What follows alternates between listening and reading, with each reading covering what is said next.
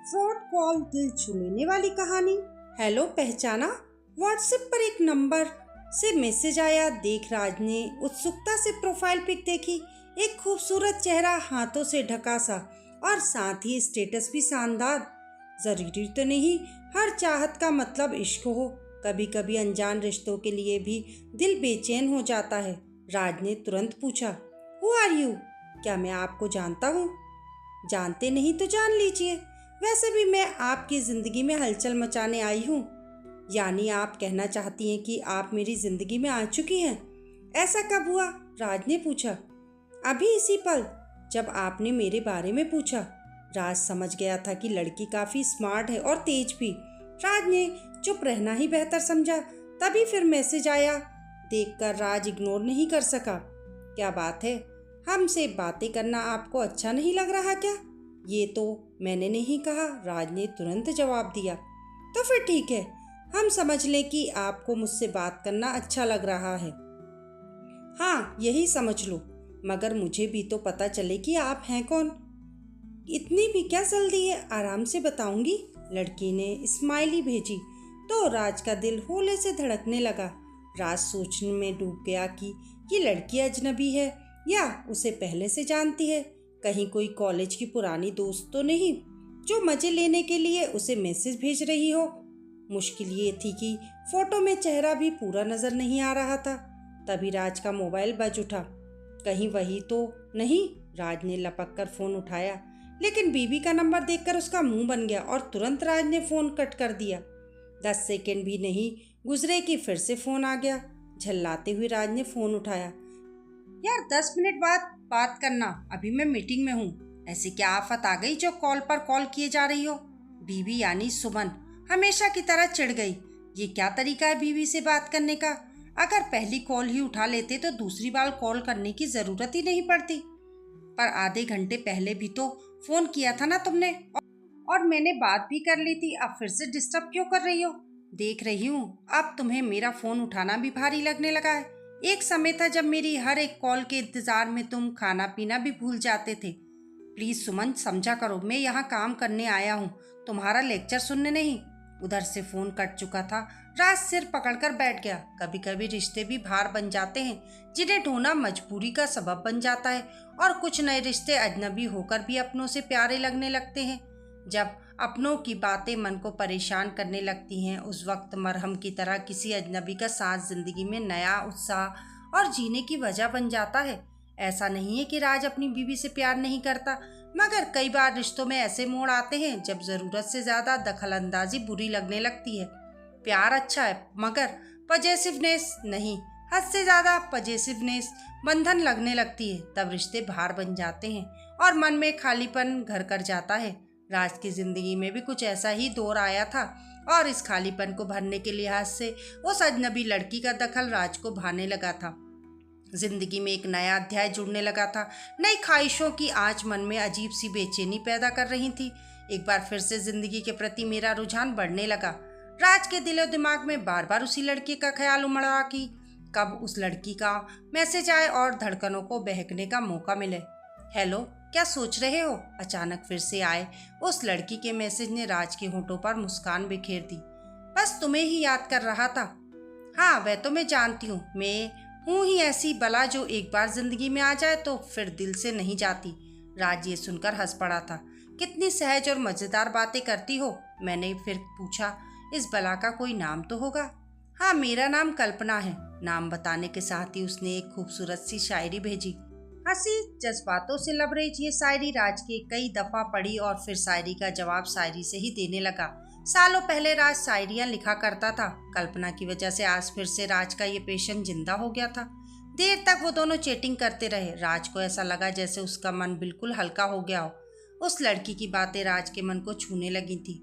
वह बड़े बिंदास अंदाज में बातें करती थी। समय के साथ राज की जिंदगी में उस लड़की का हस्तक्षेप बढ़ता ही चला गया।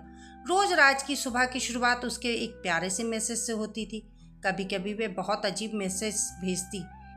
कभी कहती, आपने अपनी जिंदगी में मेरी जगह क्या सोची है? तो कभी कहती कि क्या हमारा चंद पलों का ही साथ रहेगा या फिर जन्मों का। एक बात जो राज आसानी से महसूस कर सकता था वह यह कि मेरी बीवी सुमन की खोजी निगाहें अब शायद मुझ पर ज्यादा गहरी रहने लगी थी। मेरे अंदर चल रही भावात्मक उथल पुथल और संबर रही अनकही दास्तां का जैसे उसे एहसास हो चला था। यहाँ तक कि यदा कदा वह राज का मोबाइल भी चेक करने लगी थी। राज देर से आता तो सवाल करती, जाहिर है राज के अंदर गुस्सा उबल पड़ता। एक दिन राज ने झल्लाकर कहा, मैंने तो कभी तुम्हारे एक एक मिनट का हिसाब नहीं रखा कि कहाँ जाती हो, किससे मिलती हो। तो पता रखो ना राज, मैं यही तो चाहती हूँ, वे भड़क कर बोल पड़ी। पर यह सिर्फ पजेसिवनेस है और कुछ नहीं। प्यार में पजेसिवनेस ही जरूरी है राज, तभी तो पता चलता है कि कोई आपसे कितना प्यार करता है और बढ़ता हुआ नहीं देख सकती। ये तो सिर्फ बेवकूफ़ी है, मैं इसे सही नहीं मानता, राज ने कहा। सुमन देख लेना, यदि तुमने अपना ये रवैया नहीं बदला तो शायद एक दिन मुझसे हाथ धो बैठोगी। राज ने कह तो दिया, मगर बाद में उसे खुद अफसोस हुआ। पूरे दिन सुमन भी रोती रही और राज लैपटॉप लेकर परेशान चुपचाप बैठा रहा। उस दिन के बाद राज ने कभी भी सुमन से इस संदर्भ में कोई बात नहीं की, ना ही सुमन ने कुछ कहा, मगर उसकी शक करने और राज पर नजर रखने की आदत बरकरार रही। उधर राज की जिंदगी में नए प्यार की बगिया बखूबी खिलने लगी थी। कल्पना मैसेज व शायरी के साथ साथ अब रोमांटिक वीडियोस और चटपटे जोक्स भी शेयर करने लगी थी।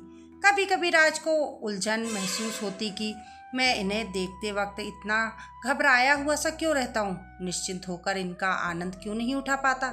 जाहिर है उसने सोचा चोरी छुपे कुछ किया जाए तो मन में घबराहट तो होती ही है, और वही उसके साथ भी होता था। आखिर कहीं ना कहीं राज अपनी बीवी से धोखा ही तो कर रहा था। इस बात का अपराध बोध तो उसे था ही। एक दिन कल्पना ने उसे एक रोमांटिक सा वीडियो शेयर किया और तभी सुमन भी बड़े गौर से उसे देखती हुई गुजरी। वो चुपचाप से अपना टेबलेट लेकर बाहर बालकनी में आ गया। वीडियो डाउनलोड कर इधर उधर देखने लगा कि कोई उसे देख तो नहीं रहा। जब निश्चिंत हो गया कि उसे आसपास कोई नहीं है तो वीडियो का आनंद लेने लगा। उस वक्त उसे अंदर से एक अजीब सा रोमांटिक एहसास हुआ। उस अजनबी लड़की को बाहों में भरने की तमन्ना भी हुई, मगर वो तुरंत स्वयं को संयमित करता हुआ अंदर आ गया। सुमन की अनुभवी निगाहें उस पर टिकी हुई थी। निगाहें चुराता हुआ राज लैपटॉप खोलकर बैठ गया। वो स्वयं पर आश्चर्य हो रहा था कि ऐसा कैसे हो गया। एक समय था जब सुमन उसकी जिंदगी थी और आज किसी और के आकर्षण ने उसे इस कदर अपनी गिरफ्त में ले लिया था। उधर समय के साथ कल्पना की हिमाकतें भी बढ़ने लगी थी। राज भी बहकता जा रहा था। एक अजीब सा जुनून था जिंदगी में। वैसे कभी कभी उसे ऐसा है लगता जैसे ये सब बिल्कुल सही नहीं। इधर सुमन को धोखा देने का अपराध बोध तो दूसरी तरफ अनजान लड़की का बढ़ता आकर्षण। वो ना चाहते हुए भी स्वयं को रोक नहीं पा रहा था। और फिर एक दिन उसके एक मैसेज ने मुझे और भी ज्यादा बेचैन कर दिया। कल्पना ने लिखा था, क्या अब हमारे रिश्ते के लिए जरूरी नहीं कि हम दोनों को एक दूसरे को मिलकर करीब से एक दूसरे को एहसास करना चाहिए? जरूर, जब तुम कहो। राज ने उसे स्वीकृति तो दे दी, मगर मन में एक कसक सी उठी। मन का एक कोना एक अनजान से अपराध बोझ से गिर गया। क्या ये ठीक कर रहा हूँ मैं? राज ने सोचा। उसने सुमन की तरफ देखा। सुमन सामने उदास सी बैठी थी, जैसे उसे राज के मन में चल रही उथल पुथल का एहसास हो गया था। अचानक वह पास आकर बोली, माँ को देखे महीनों गुजर गए, जरा मेरा रिजर्वेशन करा देना, इस बार 1-2 महीने वहाँ रहकर आऊंगी। उसकी उदासी व दूर होने का एहसास राज को अंदर तक द्रवित कर गया। ऐसा लगा जैसे तो वो सुमन के साथ बहुत गलत कर रहा हो और वो खुद ही उसका दोषी हो। मगर कल्पना से मिलने और उसके साथ वक्त बिताने का लोभ संवरण करना भी आसान ना था। अजीब सी कसमकस में घिरा राज सो गया। सुबह उठा तो उसका मन शांत था। देर रात वो कल्पना को एक मैसेज भेजकर सोया था। सुबह उसका जवाब पड़ा तो होठों पर मुस्कान खिल गई।